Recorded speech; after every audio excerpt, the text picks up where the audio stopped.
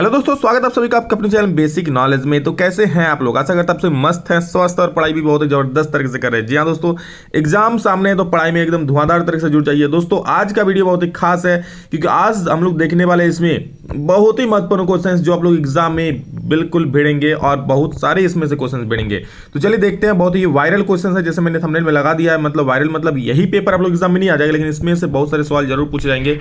देखिए, मैं जो सीरीज चला रहा हूँ इंपॉर्टेंट क्वेश्चंस का, उसमें से बहुत सारे क्वेश्चंस आप लोग एग्जाम में रहेंगे और मैं हर एक तरफ से आप लोग का ये क्वेश्चंस कलेक्ट करके ला रहा हूँ। चाहे दूसरे बोर्ड एग्जाम में पूछे जा रहे हैं, लेकिन आप लोग का जो सिलेबस में है मैं वही आप लोग को बता रहा हूँ, जो आप लोग एग्जाम के लिए काफी ज्यादा महत्वपूर्ण है। तो एक भी क्वेश्चंस को मिस नहीं कीजिएगा। क्या पता है जो अगर आप मिस कर दे वही एग्जाम में पूछ दे तो फिर दिक्कत हो जाएगा। ज्यादा लंबा वीडियो नहीं होता है, 10 से 15 मिनट का वीडियो होता है। आप लोग उसको देख लिया करो निकाल कर टाइम। एग्जाम में अगर क्वेश्चंस आ जाए तो फिर क्या ही कहना, ठीक है। और ऐसे आएंगे जरूर, हर एक वीडियो से क्वेश्चन कुछ ना कुछ जरूर मिलेगा। चलिए देखते हैं क्या क्या क्वेश्चन है और उसका सॉल्यूशन बिल्कुल डिटेल में हम लोग एक्सप्लेन करते हैं। चैनल पर अगर पहली बार आए इसी प्रकार के वीडियो पाने के लिए प्लीज सब्सक्राइब कर दीजिएगा। हम लोग 1 लाख से और कुछ ही बस दूर हैं। आप लोग का प्यार और सपोर्ट बहुत ज्यादा मिल रहा है, इसी प्रकार सपोर्ट करते रहिए और सभी को शेयर कर दीजिए ताकि सभी को इसका लाभ मिले। जहां तक शिक्षा मतलब जिनको ये सारे क्वेश्चन नहीं मिल पाते हैं, जो क्वेश्चन मैं ला रहा हूं दोस्तों आप लोग गैस पेपर में भी नहीं मिलेंगे इस तरह के इतने अच्छे अच्छे सवाल। तो सभी को शेयर कीजिए ताकि सभी को इसका लाभ मिले। चलिए सवाल देख लेते हैं क्या क्या है यहाँ पर आप लोग के लिए, ठीक है।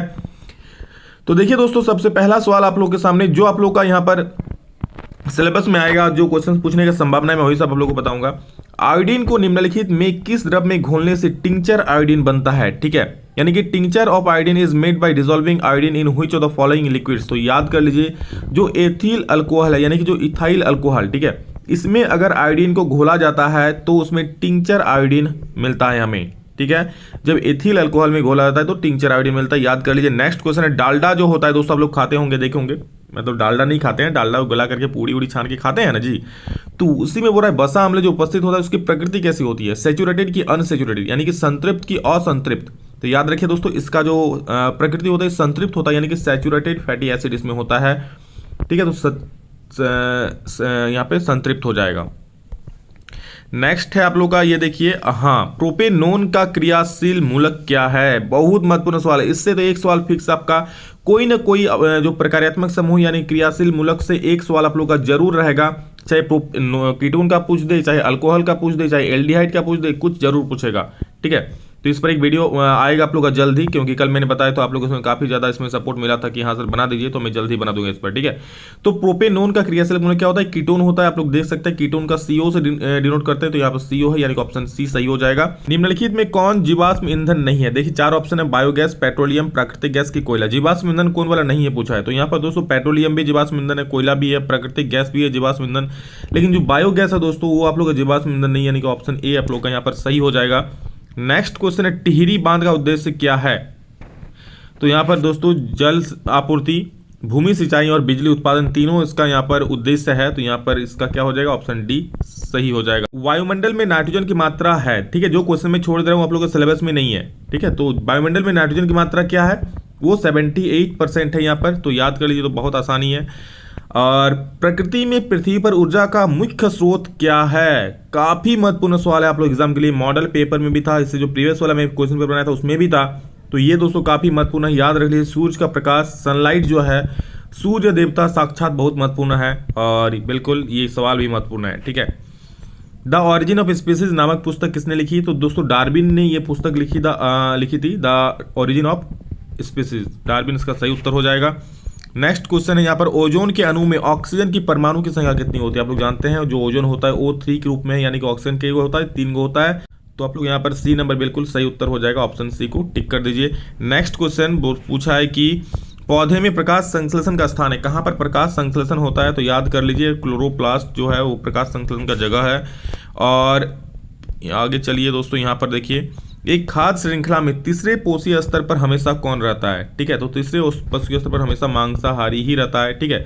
पहले पोषीय स्तर पर घास फूस हो जाएगा कुछ, दूसरे पोषीय स्तर पर कोई जानवर, शाकाहारी जानवर जैसे बकरी, गाय, ये सब हो जाता है। तीसरे पोषीय स्तर पर क्या हो जाता है? मांसाहारी हो जाएगा, ठीक। नेक्स्ट है, निम्न में से कौन से समूह में केवल जैव निम्नीकरण पदार्थ है? जैव निम्नीकरण मतलब क्या? जो एकदम सड़ गल के खत्म हो जाता है, सड़ गल के। तो कौन सा इसमें सड़ गल के खत्म हो जाएगा? वह इसमें तो घास लकड़ी तो होगा, पर प्लास्टिक नहीं होगा, स्टील इसमें नहीं होगा, शीशा इसमें नहीं होगा, बट घास, पुष्प, चमड़ा ये सभी सड़ गल के खत्म हो जाएगा। तो इसका सही उत्तर हो जाएगा क्या? बिल्कुल ऑप्शन नंबर A, जैव निम्नीकरण मतलब क्या, जो जिसको सड़ जाता है, गल जाता है, जिसका अस्तित्व तो बिल्कुल खत्म हो जाए, इसी प्रकार आप समझ लीजिए। नेक्स्ट क्वेश्चन बहुत बढ़िया है, देखिए न्यूमेरिकल पूछा है, किसी विद्युत बल्ब का अनुपातांक 220 वोल्ट तथा 100 वाट है। जब इसे 110 वोल्ट पर प्रचालित करते हैं तो इसके द्वारा उपयुक्त शक्ति होगी। तो सबसे पहले दोस्तों हम लोग यहाँ से धारा निकाल लेते हैं। क्या दिया हुआ है, वोल्टेज दिया है और ये दिया है पावर। तो एक फॉर्मूला याद रखिए, P=VI। जब भी इस तरह का क्वेश्चन रहेगा ये फॉर्मूला लिख दीजिएगा। पावर कितना है 100, तो हम यहाँ 100 लिख दिए। वोल्टेज कितना है 220, तो हम 220 लिख दिए। और यहाँ पर I है तो I, यहाँ पर I बराबर हम कर सकते हैं 100/220। 10 कट जाएगा। आप अभी 10/22 ही रहने दीजिए, ठीक है। अब नेक्स्ट हम इसमें आ जाते हैं, कितना है 110 वोल्ट है, तो फिर से हम P=VI लगाते हैं इसके लिए, तो P=VI। लेकिन अब हमको क्या निकालना है, पावर निकालना है, इसके द्वारा उपयुक्त शक्ति होगी। देखिए पहले से हम क्या निकालनी है, धारा निकालनी है, यहाँ तक जो दिया हुआ था उससे। अब मेरा धारा निकल गया और यहाँ पर वोल्टेज दिया हुआ है, तो पावर नहीं निकलेगा जी, आराम से निकल जाएगा। बस वैल्यू बैठा दीजिए। वोल्टेज कितना है दोस्त, तो 110 है। धारा कितना है, तो धारा बोल दीजिएगा, यहाँ हम निकाल चुके हैं 10/22, तो 10/22 यहाँ लिख दीजिए। तो काट दीजिए, 11 दूनी 22 और 11 1 11 और 1 0 का 0, मतलब 10 और यहाँ 10 10 से कितना हो जाएगा 100। तो इसका जो सही उत्तर हो जाएगा दोस्तों, 1 मिनट, 11 दूनी 22 काटेंगे 2 बार में, 2 को 5 से काट दीजिए, 10×5 = 50 आप लोग का बिल्कुल सही उत्तर हो जाएगा। आप लोग क्लियर देख लीजिए, ध्यान से समझ में आ जाएगा। तो हमारे 50 वाट जो है ऑप्शन नंबर सी परम सत्य उत्तर है, कोई काट नहीं सकता है, अकाट उत्तर है। अगला सवाल 18 नंबर, बहुत अच्छा सवाल है। निम्नलिखित में से कौन सी लंबे विद्युत धारावाही तार के निकट चुंबकीय क्षेत्र का सही वर्णन करता है। ध्यान से देख लीजिए, समझ जाइएगा। कोई लंबा तार है, उसमें धारा बह रहा है, बोल रहा है इसके जो चुंबकीय क्षेत्र होगा कैसा होगा, सही वर्णन कौन करेगा। 4 ऑप्शन है। तो याद रखिए, जब भी इस तरह का तार में कोई धारा बहता है तो इसका जो चुंबकीय क्षेत्र होता है ना, इस तरह का होता है, ठीक है। इस तरह इसके चारों ओर होता है, ठीक है। संकेंद्रीय वृत्त जैसा होता है, मतलब गोल गोल ऐसा होता है, ठीक। तो इसका जो 4 नंबर ऑप्शन है, देखिए चुंबकीय क्षेत्र की संकेंद्रीय क्षेत्र रेखाओं का केंद्र तार होता है। मतलब केंद्र क्या, ये केंद्र हो गया तार और इसके चारों ओर इस तरह का होता है, ठीक है। तो ये आप लोग का हो जाएगा। नेक्स्ट क्वेश्चन है आप लोग का, प्रतिरोधकता का ऐसा मात्रक है। बिल्कुल सही जवाब, सही आंसर है। क्या बोले यार, आसान क्वेश्चन है, ओम मीटर। बिल्कुल सही है, ए नंबर टिक मारो, ठीक है। Unit of resistivity is ohm metre होता है। बहुत आसान सवाल है। अगर रेजिस्टेंस का पूछता है, प्रतिरोध का पूछता है, तब यहाँ पर ओम होता है। तो गलती से भी यहाँ पर ओम को टिक मत कर देना दोस्त, क्योंकि अब प्रतिरोधकता का पूछा है, प्रतिरोध का नहीं, ठीक। अगला सवाल, जब एक से अधिक प्रतिरोधक श्रेणीक्रम में जुड़े रहते हैं तब कौन सी भौतिक राशि उसमें समान रहती है। जब भी श्रेणीक्रम में जुड़ा रहता है, श्रेणीक्रम में जब हम लोग प्रतिरोध को जोड़ते हैं तो उसमें धारा समान रहती है। याद रखिए, बहुत महत्वपूर्ण सवाल है। और जब पार्श्वक्रम में जोड़ते हैं तो क्या समान रहता है, बिल्कुल विभवांतर समान रहता है, ठीक है। तो याद रखिए, श्रेणीक्रम बोलेगा तो धारा समान रहेगा, पार्श्वक्रम बोलेगा तो विभवांतर समान रहेगा। नेक्स्ट क्वेश्चन हम लोग का क्या है, अनवीकरण ऊर्जा है। तो अनवीकरण ऊर्जा जो जल्द समाप्त होने वाली ऊर्जा है, यानी कि कोयले से जो प्राप्त ऊर्जा है भैया, वो सीमित समय के लिए ही है। तो इसलिए अनवीकरण ऊर्जा का स्रोत हो जाएगा ये। ऊर्जा के 2 अनवीकरणीय स्रोत है। 2 अनवीकरणीय स्रोत क्या है, चारों ऑप्शन को पढ़िएगा। तो अनवीकरणीय स्रोत में जो आता है वो आता है कोयला और पेट्रोलियम ही आता है। ये भी नहीं है, ये भी नहीं है, ये भी नहीं है। सही ऑप्शन सी हो जाएगा, कोयला और पेट्रोलियम जो है वो दोस्तों अनवीकरणीय ऊर्जा के स्रोत है। और अगला सवाल दोस्तों, उत्तम ऊर्जा का स्रोत वह है क्या जो सरलता से सुलभ हो सके, जो प्रति एकांक आयतन तथा प्रति एकांक द्रव्यमान में अधिक कार्य करे, जिसका भंडारण तथा परिवहन आसान हो, मतलब जिसको रखरखाव भी आसान हो, ले जाना भी आसान हो, जो प्रति एकांक मतलब 1 किलो है या एक जो भी है वो अधिक कार्य करे, अधिक ऊर्जा उत्पन्न दे, अधिक ऊर्जा दे, ठीक है, अधिक उष्मा दे, जो सरलता जो आसानी से उपलब्ध हो। मतलब तीनों चाहिए भैया, तभी आप उसको कह सकते हैं ऊर्जा का स्रोत है, मतलब बिल्कुल मिस्टर परफेक्शनिस्ट। तो ये हो जाएगा ऑप्शन नंबर डी, बिल्कुल सही है। और आगे चलते हैं हम लोग, अगला सवाल देखते हैं क्या है। ईंधन है, तो दोस्तों ईंधन इसमें क्या है, CNG भी ईंधन है, LPG भी ईंधन है और लकड़ी भी ईंधन है, ठीक है। तो यहाँ पर ईंधन क्या हो जाएगा, ऑप्शन डी हो जाएगा। ईंधन मतलब क्या, जिससे हमको हम जलाते हैं और जिसको हमें ऊर्जा मिलती है, उष्मा मिलती है। जीवाश्म ईंधन का उदाहरण, जीवाश्म ईंधन क्या है, पेट्रोलियम है और कोयला, दोनों ये जीवाश्म ईंधन है, ठीक है। क्या है, पेट्रोलियम और कोयला। मतलब क्या, जो जीवों के अंश से, जो पेड़ पौधे जीव जंतु के अंश से जो प्राप्त होता है, तो कोयला और क्या है, पेट्रोलियम हो जाएगा। यानी कि ए और बी दोनों सही हो जाएगा। अगला सवाल आप लोग देख सकते हैं, अमोनियम क्लोराइड का जलीय विलयन क्या होता है। तो दोस्तों ये जो होता है अमोनियम क्लोराइड का जलीय विलयन अम्लीय होता है, ठीक है। ये जो होता है अमोनियम क्लोराइड दोस्तों सफेद कलर का क्रिस्टल होता है, ठीक। तो इसका जो प्रकृति होता है वो अम्लीय होता है, याद रखिएगा, इंपॉर्टेंट है। एथेन का आणविक सूत्र C2H6 है। इसमें सहसंयोजक बंधनों की संख्या, चलिए ये जो बंदा बनाया है बहुत सही बनाया है, देखिए 2 कार्बन दिया हुआ और कितने बॉन्ड है वो खाली गिन लीजिए। सहसंयोजक आबंध कितना है, 1 गो, 2 गो, 3 गो, 4 गो, 5, 6, 7, ये मारिए फटाक। ठीक, अगला सवाल देख लीजिए। शल्य चिकित्सा में टूटी हड्डियों को जोड़ने के लिए प्रयुक्त होने वाला रासायनिक पदार्थ है। भैया जब आप लोग हाथ पैर तुड़वा लेते हैं तो उसको जोड़ने के लिए क्या यूज किया जाता है? डॉक्टर के पास जाते हैं, डॉक्टर उसमें क्या यूज करते हैं? सफेद सफेद कलर का कुछ लगाते हैं ना, तो वही दोस्तों होता है प्लास्टर ऑफ पेरिस। लेकिन वही जब आर्द्रता या जल से अभिक्रिया कर लेते काफी ज्यादा हार्ड हो जाता है, जिसको किसी को सर में मारने से उसका सर भी फूट जाता होगा। आप लोग देखे होंगे कि जब प्लास्टर करता है किसी का, कुछ दिन बाद उसका इतना हार्ड हो जाता है वो वाला चीज, तो आप लोग देखे होंगे कि मतलब क्या ही बोले, मारिएगा तो सर फूट जाएगा। तो ये वो चीज़ क्या होता है जो सफ़ेद होता है अभिक्रिया से पहले जो डॉक्टर लगाता है वो प्लास्टर ऑफ पेरिस होता है। ठीक, याद रख लीजिएगा। हाँ, जल से अभिक्रिया करने के बाद क्या हो जाएगा, वो जिप्सम हो जाएगा। नेक्स्ट, किस पीएच का मान वाला विलयन सबसे अधिक अम्लीय होगा? तो अम्लीय हम लोग जानते हैं जिसका पीएच सबसे कम वो अम्लीय सबसे ज़्यादा, तो ऑप्शन 1 बिल्कुल और 1 नंबर बिल्कुल सही हो जाएगा। और यहाँ पर देखिए एथाइन में कार्बन कार्बन परमाणुओं के बीच कितने सहसंयोजक आबंध होते हैं? हम लोग जानते हैं दोस्तों एथाइन यानी कि 3 बंध होता है। एल्केन, एल्केन में 1 बंध, ठीक है, जैसे एथेन बोलता तो वहां पर 1 बंधन होता, एथीन बोलता तो डबल बॉन्ड होता, लेकिन यहाँ बोला है एथाइन तो ट्रिपल बॉन्ड हो जाएगा, 3 बंधन हो जाएगा, ऑप्शन सी सही हो जाएगा। और अगला सवाल हम लोग देखेंगे इसमें क्या है कि क्यूप्राइट निम्न में किस धातु का अयस्क है? तो याद रखिए क्यूप्राइट दोस्तों जो है वो कॉपर का अयस्क है, यानी कि ऑप्शन सी बिल्कुल सही हो जाएगा। पूछा जा सकता है एग्जाम में, याद कर लीजिए। और एक बढ़िया सवाल एक से एक कि लैटेक्स सामान्य तो कहाँ पाया जाता है? लैटेक्स मतलब क्या जानते हैं आप लोग? चलिए मैं आप लोग को बताता हूँ। आप लोग पीपल का या फिर बरगद का या फिर बहुत सारे पेड़ ऐसे देखे होंगे, जब वहाँ पर चोट मारते हैं हम लोग, ठीक है, थोड़ा सा कट जाता है जब पेड़ में, तो देखिए दूध टाइप का निकलता है, उसमें सफ़ेद सफ़ेद कलर का दूधिया रंग का निकलता है, तो उसी को हम लोग दोस्तों लैटेक्स बोलते हैं, जिसका उपयोग में हम लोग रबर बनाने में करते हैं जिसका उपयोग, ठीक है। तो वो पीपल में भी पाया जाता है, बरगद में भी पाया जाता है, और पीला कनेर टाइप का कुछ होता होगा दोस्तों, उसमें भी पाया जाता है। पीला कनेर तो हम जानते नहीं क्या यहाँ पर, लेकिन उसमें भी पाया जाता है, ठीक है। तो इसमें इनमें से सभी हो जाएगा, ये समझ गए लैटेक्स क्या होता है, ठीक। और नेक्स्ट है मानव मूत्र में यूरिया की प्रतिशत मात्रा कितनी होती है? मानव मूत्र, ठीक है, तो उसमें यूरिया की प्रतिशत मात्रा कितनी होती है? यहाँ देख लीजिए 96 बोला है, 60 बोला है, 2 बोला है कि कोई नहीं। तो इसमें दोस्तों मानव मूत्र में यूरिया की मात्रा 2% होती है।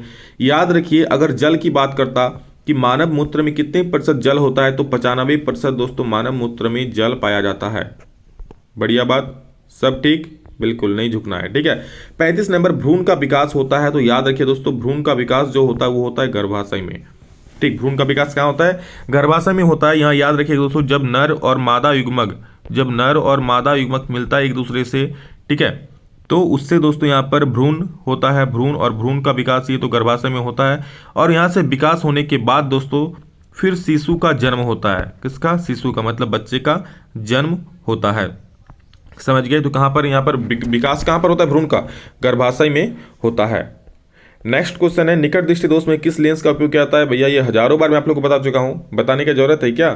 फिर भी सुन लीजिए, अवतल लेंस होता है, निकट दृष्टि दोष में यूज होता है। लेंस की क्षमता कैसा है? मतलब that is most hot question है ये। डायोप्टर होता है, ठीक है, इसको डॉक्टर नहीं पढ़ लीजिएगा, डायोप्टर होता है। और 1 किलोवाट घंटा बराबर होता है, किसके बराबर होता है? तो याद कर लीजिए, ये भी काफी महत्वपूर्ण सवाल है। 3.6 × 10⁶ जूल के बराबर होता है 1 किलोवाट घंटा। ये सारा सवाल आप लोग का 1-2 नंबर में आ सकता है। ऑब्जेक्टिव वाला आएगा तो 1 नंबर में आएगा, और सब्जेक्टिव में आएगा तो 2 नंबर में आएगा। बिल्कुल सब्जेक्टिव में भी जो 2 नंबर में सवाल आएगा उसमें ज्यादा लंबा नहीं लिखना पड़ता है। आपको मान लीजिए पूछता है किसके बराबर होता है, तो वहां लिखना है क्या? 3.6 जूल के बराबर होता है, तो इतना ही लिखना है, 2 नंबर मिल जाएगा। और ऐसा क्वेश्चन आया भी है आप लोग का साइंस में, आप लोग चेक कर सकते हो सब्जेक्टिव वाला में भी। तो काफी महत्वपूर्ण सवाल बता रहा हूँ दोस्तों, इसका लाभ लो और सभी को शेयर करो यार। और हाँ, अगर अभी तक चैनल को सब्सक्राइब नहीं किए हो तो किस बात का इंतजार कर रहे हो, जरूर कर लेना, ताकि इसी प्रकार के वीडियो आप लोग देख पाओ और एग्जाम में बहुत ही बढ़िया नंबर ला पाओ। प्रकाश का चाल न्यूनतम होता है कहाँ? तो आप लोग जानते हैं सबसे ज्यादा चाल होता है गैस में, उसके बाद होता है द्रव में, और सबसे कम होता है ठोस में। तो ठोस यानी कि कांच में दोस्तों सबसे कम चाल हो जाएगा, न्यूनतम वेग हो जाएगा, ऑप्शन डी बिल्कुल सही हो जाएगा। और अगला सवाल आप लोग के सामने हुआ क्या है कि निम्न में लेंस की फोकस दूरी धनात्मक किसकी होती है? तो उत्तल लेंस की फोकस दूरी दोस्तों धनात्मक होती है। अवतल लेंस और अवतल दर्पण दोनों का जो होता है माइनस में होता है, उत्तल दर्पण उत्तल लेंस दोनों का प्लस में होता है, ठीक है। और यहाँ देखिए निम्न में किसे रासायनिक दूध कहा जाता है, तो याद रखिए रासायनिक दूध मतलब हार्मोन होता है, ये उत्पत्ति कहीं और करता है और काम कहीं और करता है, उसी टाइप का मतलब जो भी हो इसमें आप याद रखिए इसको कि रासायनिक दूध क्या होता है, तो हार्मोन को दोस्तों रासायनिक दूध कहा जाता है। ठीक है, और इसमें दोस्तों ये देखिए अगला सवाल है कि पौधे के उत्सर्जित पदार्थ कौन है, तो गोंद भी है, रेजिन भी है, टेनिन भी है, सभी इसमें उत्सर्जित पदार्थ है, तो 42 का डी बिल्कुल आप लोग का सही उत्तर हो जाएगा। आगे चलते हैं दोस्तों, आप लोग आगे सवाल देख लेते क्या है, मानव हृदय में कोष्ठकों की संख्या कितनी होती है, तो आप लोग सभी लोग जानते हैं उसमें 4 कोष्ठक होते हैं, 2 अलिंद 2 निलय होते हैं। तो अगला सवाल हम लोग का पौधों में गैसों का आदान प्रदान क्या होता है, किससे होता है, तो ये आप लोग का रंध्र से होता है गैसों का आदान प्रदान, जो आप लोग के लिए महत्वपूर्ण सवाल है मैं उसी को आप लोग को बता रहा हूँ। ठीक है, तो 1-2 क्वेश्चन अगर स्किप कर दूँ तो उसमें कुछ सोचिएगा नहीं। नेक्स्ट क्वेश्चन, निम्नलिखित में जितना क्वेश्चन मैं बता रहा हूँ काफी महत्वपूर्ण सवाल है, निम्नलिखित में कौन पुरुष हार्मोन है, तो टेस्टोस्टेरोन जो है दोस्तों वो पुरुष हार्मोन है। ठीक है, और एस्ट्रोजोन जो होता है, एस्ट्रोजोन लिखा है, एस्ट्रोजोन होता है, ये आप लोग का मादा हार्मोन होता है, तो टेस्टोस्टेरोन यहाँ पर पुरुष हार्मोन हो जाएगा। 47 नंबर सवाल यहाँ पर देखिए यहाँ पर, और ये आप लोग कमेंट करके दोस्तों बोल सकते हैं क्या है, किन्वन क्रिया पाई जाती है, किसमें पाई जाती है, इसका ये आप लोग के लिए होमवर्क है और आप लोग भी थोड़ा काम कीजिए, और यहाँ तक जो देखो यार थोड़ा सा मेहनत करके इसका आंसर भी जरूर बताना। ठीक है, थोड़ा सर्च करो या आता है तो कमेंट करके जरूर बोलिए। मैं देखता हूँ कितने बच्चे यहाँ पर सीरियसली पढ़ रहे हैं, जो वीडियो को देख रहे हैं सीरियसली, क्योंकि दोस्तों नंबर उसी का आएगा जो सीरियसली पढ़ेगा। मजाक मजाक में पढ़ाई यहाँ पर नहीं होता है कि हाँ चलो भाई देख लिए आधा मिनट, चलो जो हुआ हुआ, वैसे नहीं। वीडियो है आप ध्यान से देखिए, घर में पढ़ रहे हो ध्यान से पढ़िए, पढ़ रहे हो मैथ रिवीजन कर रहे हो ध्यान से उसको अच्छे से कीजिए। ऐसा नहीं कि 5 मिनट रिवीजन किए उठ गया, ऐसा नहीं, आप रिवीजन करो उसको कम से कम 1 घंटा तक रिवीजन करो, तब उसी प्रकार आप किसी भी चीज़ को पढ़ रहे हो तो उस पर पूरा फोकस होकर पढ़ो। ठीक है, प्रकाश संश्लेषण होता है, प्रकाश संश्लेषण दोस्तों दिन में होता है, आप लोग जानते हैं दिन में दोस्तों सूर्य का प्रकाश मिलता है, तो प्रकाश संश्लेषण के लिए सूर्य का प्रकाश जरूरी है, तो दिन में ही दोस्तों प्रकाश संश्लेषण होता है। और अगला सवाल, लेंस की आवर्धन का ऐसा मतलब, आवर्धन मतलब आवर्धन होता है m=v/u लेंस के लिए, और दर्पण के लिए होता है -v/u। इसका दोस्तों कोई मात्रक नहीं होता है, तो मात्रक विहीन होता है ये। ठीक है, क्यों मात्रक विहीन होता है, अगर v/u ही आप कीजिएगा तो इसका भी मान लीजिए मीटर लेते हैं, इसका भी मीटर, तो मीटर मीटर तो कटिंग, तो क्या हो जाएगा मात्रक विहीन, कोई मात्रक नहीं होगा।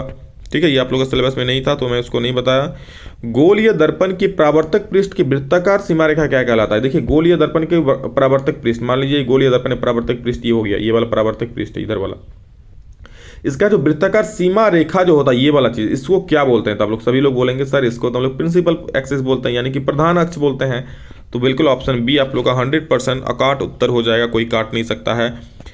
किस दर्पण में दूरी की वस्तु का प्रतिबिंब, किस बर्तन में दूर की वस्तु का प्रतिबिंब सदैव सीधा होता है, तो आप समतल लो या उत्तल, दोनों में दोस्तों हमेशा सीधा बनता है। काफी महत्वपूर्ण सवाल है, बहुत बार बता चुका हूं, याद रख लीजिए। और अगला सवाल है, अवतल दर्पण की फोकस दूरी, मैंने कुछ ही देर पहले बताया कि अवतल जो भी आएगा वो माइनस में ही आएगा, तो ऋणात्मक हो जाएगा।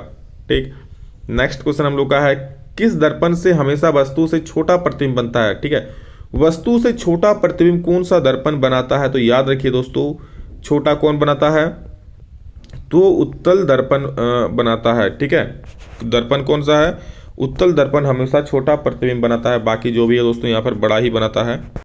दोस्तों नेक्स्ट क्वेश्चन हम लोग का है, एक वयस्क मनुष्य के कितने दांत होते हैं, तो आप लोग जानते हैं 32 दांत होते हैं, आप लोग सुने भी होंगे डायलॉग की मारेंगे ऐसा कि 32 दांत झड़ा देंगे। ठीक है, तो ये वाला चीज़ है, स्वस्थ मनुष्य एक वयस्क मनुष्य में 32 दांत होते हैं, गिन लीजिए आप अपना, और आप लोग गिनने लगे होंगे। चलिए आगे बढ़िए, देखिए क्या है, मस्तिष्क उत्तरदायी है, मस्तिष्क किसके लिए उत्तरदायी, हृदय स्पंदन के लिए, शारीरिक संतुलन के लिए, सोचने के लिए, तो सभी के लिए दोस्तों मस्तिष्क हम लोग का जो माथा है, जो दिमाग है, सभी के लिए उत्तरदायी है। ठीक है, शरीर का संतुलन भी रखता है, सोचता भी है, और हृदय स्पंदन भी, मतलब सारा मेन काम होता है ना कि कंट्रोल का वही करता है। ट्रैकिया किस जीव का श्वसन अंग है, तो दोस्तों ये तिलचट्टे यानी कि कॉकरोच का होता है श्वसन अंग, कौन, ट्रैकिया। ठीक है, याद रख लीजिए। और हम लोग का अगला सवाल है, शरीर में भोजन का पचना किस प्रकार की अभिक्रिया है। ठीक है, तो भोजन की पचना आप लोग जानते हैं, कोई हम लोग भोजन जो खाते हैं वो ऑक्सीजन की सहायता से टूटता है, तो एक तो ये विघटन अभिक्रिया हो जाएगा, विघटन यानी कि वियोजन अभिक्रिया तो होगा ही, लेकिन वियोजन ऑप्शन में है नहीं। और यहाँ पर और क्या होगा कि ऑक्सीजन से ये अभिक्रिया करके टूटता है, तो ऑक्सीजन से अभिक्रिया करता है यानी कि उपचयन अभिक्रिया हो जाएगा। ठीक है, तो अगर उपचयन रहे तो उपचयन को भी मारना है, वियोजन रहे तो वियोजन को भी मारना है। ध्यान से सुन लीजिए कि मैंने क्या बोला। पूर्ण विकसित अंडा क्या कहलाता है, तो दोस्तों पूर्ण विकसित अंडा को हम लोग फल बोलते हैं, हम लोग क्या यहाँ पर साइंटिस्ट बोल के गए हैं, और उसको फल ही बोला जाता है। अगला सवाल देखिए, एक स्त्री में कौन से लिंग गुणसूत्र मिलते हैं, तो दोस्तों स्त्री में जो होता है, मैंने इससे पहले ही बताया था, काफी महत्वपूर्ण सवाल एग्जाम के लिए, स्त्री में एक्स का गुणसूत्र पाया था, और अगर पुरुष की बात करें दोस्तों क्या कमेंट में बोलिए कि इस पुरुष में क्या क्या पाया जाता है। मैंने बताया पहले बहुत सारे वीडियो में। अगला सवाल है मृतोपजीवी का उदाहरण। मृतोपजीवी का उदाहरण क्या है? तो आप लोग जानते हैं जो दूसरे पर निर्भर रहता है, मतलब जो मृत चीजों पर उत्पन्न हो जाता है, जो मृत चीजों पर अपना बसरा कर लेता है, मतलब मृत चीजों पर उगता है। क्या है? गोबर छत्ता। अब गोबर छत्ता का दोस्तों आप लोग नाम सुनेंगे तो उसको खाना बंद कर देंगे। बिल्कुल जिसको आप लोग बोलते हैं क्या, कवक बोलते हैं, या फिर मशरूम। मशरूम है ना, मशरूम को ही दोस्तों हम लोग बोलते हैं गोबर छत्ता। ठीक है, अब शायद आप खाना बंद कर दो क्या, तो गोबर छत्ता उसको आप लोग अपने भाषा में क्या बोलते हैं बिल्कुल कमेंट करके बोलेंगे। ठीक है, उसको मशरूम बोलता है, तो कोई छाती बोलता है, तो कोई बहुत कुछ नाम बोलता है। आप लोग अपने भाषा में उसको क्या बोलते हैं कमेंट करके जरूर बोलेंगे, देखता हूँ कौन क्या अपनी भाषा में बोलता है। तो वही दोस्तों गोबर छत्ता जो है, जो मशरूम है, वो आप लोग देखे होंगे सड़ी गली चीज़ों पर, मृत चीज़ों पर वो उत्पन्न होता है। कोई पौधा मर गया, सड़ गया, उस पर उत्पन्न हो गया। ठीक है, जहाँ पर गाय गोबर कर दिया उस भी सड़ गया एकदम, तो वहाँ पर उत्पन्न हो गया। मृत चीज़ों पर ही उत्पन्न होता है, जो प्रोटीन से काफ़ी भरपूर होता है। ठीक है, और खाने में भी लाजवाब स्वादिष्ट। ठीक है, चलिए अगला सवाल देखिए। गाढ़ कोशिका की कौन सी भित्ति मोटी होती है? दोस्तों लोग रंध्र देखे होंगे, जहाँ पर रंध्र चीज़ वही वाला यहाँ पर बात पूछ रहा है। तो गाढ़ कोशिका उसमें होता है जिसको हम लोग डोर सेल बोलते हैं। ठीक है, या फिर जिसको द्वार कोशिका बोलते हैं हिंदी में, तो उसको यहाँ पर क्या बोलते हैं, उसका जो कौन सी कोशिका कोशिका कौन सी भित्ति मोटी होती है? तो याद रखिए जो भीतरी कोशिका हो दोस्तों वो मोटी होती है। इस प्रकार का दोस्तों आप लोग का आकृति होता है कुछ, एक मिनट, इस प्रकार का आकृति होता है। मैं दिखाना चाहूँगा अगर मैं बना पाऊँ, क्योंकि मेरा ड्राइंग उतना अच्छा नहीं है। ठीक है, इस प्रकार का कुछ आकृति होता है, इसमें बहुत बिंदु बिंदु रहता है, आप लोग देखेंगे। तो ये जो भीतरी कोशिका होती है ना, ये काफ़ी मोटी होती है, तो भीतरी कोशिका यहाँ का सही उत्तर हो जाएगा। ठीक है, और इसको हिंदी में दोस्तों द्वार कोशिका बोलते हैं। द्वार कोशिका भी पूछ सकता है, तो यहाँ पर इंग्लिश का नाम लिख दिया है, इसलिए आप लोग थोड़ा कंफ्यूज मत होइएगा। अगला सवाल है कि कमरे के ताप पर द्रव अवस्था में रहने वाली अधातु। कंफ्यूज नहीं होइए, और देखिए क्या है, अधातु पूछा है, धातु नहीं पूछा था। अधातु में क्या हो जाएगा, यहाँ पर ब्रोमीन हो जाएगा। अगर धातु पूछता दोस्तों तब पारा होता, लेकिन पूछा है क्या अधातु, तो सही उत्तर ब्रोमीन इसका उत्तर हो जाएगा। और अगला सवाल है निम्नलिखित में कौन सा युग्म एकल विस्थापन अभिक्रिया प्रदर्शित करता है? विस्थापन अभिक्रिया कौन प्रदर्शित करता है? देखिए, तो जो ज्यादा रिएक्टिव वाला है ना, उसके कम रिएक्टिव वाला को उससे विलयन से विस्थापित कर देता है। तब लोग यहाँ देख सकते हो कॉपर जो है वो ज़्यादा रिएक्टिव है एजी से ज़्यादा रिएक्टिव है, तो उसको NO3 के विलयन से उसको विस्थापित कर देगा। ठीक है, तो यहाँ पर ऑप्शन बी बिल्कुल सही हो जाएगा। बाकी को आप देख लीजिए, जो कॉपर है, ठीक है, जो Mg है उससे ज़्यादा अभिक्रियाशील है, सोडियम कॉपर से ज़्यादा अभिक्रियाशील है, और फेरस जो है आयरन वो कॉपर Ag से अधिक अभिक्रियाशील है, मतलब कोई विस्थापित नहीं कर पाएगा। ठीक है, ये वाला हो जाएगा सही उत्तर, क्योंकि कॉपर Ag को उसके विलयन से विस्थापित कर देगा। अगला सवाल है आवर्त सारणी, तो आप लोग को है ही नहीं सिलेबस में, तो उसको मैं क्यों बताऊं। पेंटेन के कितने संरचना अवयवी समूह है? तो इसको ये दोस्तों 3 होता है, और 3 कैसे कैसे होता है मैंने मॉडल पेपर में बता दिया है इसको। ठीक है, 3 को संरचना मैंने, आप लोग मॉडल पर नहीं देखे हैं तो सबसे ज़्यादा जरूरी चीज़ है मॉडल पेपर आप लोग का जो जारी हुआ है उसको जरूर देख लीजिए। मैंने उसको वहाँ डिटेल में आप लोग को फिगर बना के समझा दिया था, और ऐसे ही क्वेश्चन भी था आप लोग का सेकंड टर्म वाला में कि उसका समय अभी कैसे होता है उसको संरचना करके दिखाइए, तो मैंने दिखा भी दिया था, आप लोग देखे होंगे, तो कमेंट करके जरूर बोलिएगा। दही में कौन सा अम्ल होता है? सभी लोग जानते हैं क्या होता है, बिल्कुल लैक्टिक अम्ल पाया जाता है। दूध बोलिए, दही बोलिए, सब में यहाँ पर लैक्टिक अम्ल होता है, दूध से बने जितने पदार्थ होते हैं। निम्नलिखित में किस धातु को केरोसिन में डुबो कर रखते हैं? दोस्तों जो बहुत ही ज्यादा अभिक्रियाशील होता है, हवा में आने पर ही तुरंत आग पकड़ लेता है, धक जाता है, तो उसको बोलते हैं सोडियम। और इसको हम लोग केरोसिन में डुबा कर रखा जाता है, क्योंकि ऑक्सीजन के संपर्क में आने पर ही तुरंत आग पकड़ लेता है। और एक सवाल है दोस्तों, ये सवाल आप लोग देखे होंगे कि नहीं पता नहीं, Al4C3 है कि जल अपघटन से निम्नलिखित में कौन बनता है? तो इसको याद रख लीजिए दोस्तों, एथेन बनता है। ठीक है, क्या बनता है? एथेन बनता है। अगला सवाल देख लीजिए क्या है, वह धातु जो सिर्फ अम्लराज में घुलता है वह धातु सोना होता है, खरा सोना होता है, अम्लराज में जो घुलता है। और निम्न में कौन सी अधातु विद्युत का सुचालक है? विद्युत का सुचालक दोस्तों आप लोग जानते ही होंगे, ग्रेफाइट जो होता है वो विद्युत का सुचालक होता है। अगला सवाल है बैटरी का अम्ल है। बैटरी का अम्ल क्या है दोस्तों? बैटरी में कौन सा अम्ल रहता है? तो सांद्र H2SO4 दोस्तों बैटरी में रहता है। 74 का सी बिल्कुल सही हो जाएगा। और अगला सवाल है कली चूना का रासायनिक सूत्र है। कली चूना, खड़िया जो बोलना है दोस्तों, काफी महत्वपूर्ण सवाल है। तो CaO यानी कैल्शियम ऑक्साइड जो है वो कली चूना का रासायनिक सूत्र होता है। अगला सवाल आयोडीन युक्त नमक है, तो जिसमें भैया आयोडीन होता है वही आयोडीन युक्त नमक है, तो ये इसमें भी आयोडीन है, इसमें भी आयोडीन है, दोनों सही हो जाएगा, ऑप्शन नंबर सी। और अगला सवाल प्लास्टर ऑफ पेरिस का रासायनिक नाम क्या है? बहुत बार बता चुका हूं मैं दोस्तों आप लोग को, कैल्शियम सल्फेट हो जाएगा और अर्धहाइड्रेट। क्यों होगा? क्योंकि इसका क्या होता है CaSO4.12H2O। ठीक है, तो ये हो जाएगा calcium plaster of Paris. 78 number, लौंग तेल किस प्रकार सूचक है? तो लौंग तेल दोस्तों सूचक किस प्रकार का है? गंधीय सूचक है लौंग तेल, याद रख लीजिए गंधीय सूचक है।